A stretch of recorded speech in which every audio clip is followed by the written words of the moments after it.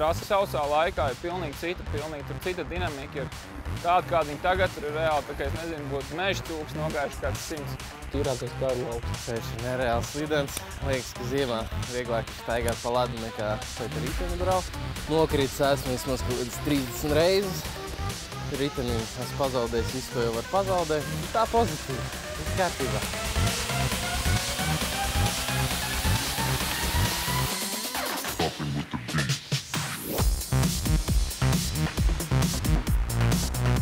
Smagi. Mēs pirmo reizi kādreiz sacensībās. Pagaidām ir ok. Slideni, kalna augsta, kalna lejā, visu forši.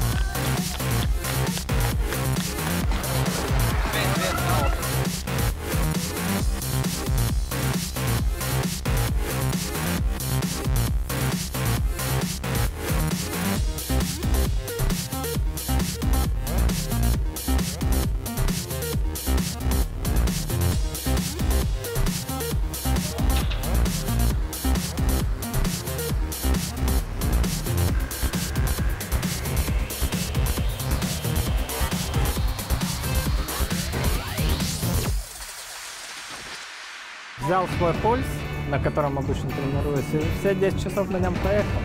Поэтому и не закислился, ничего, и спокойно, легко.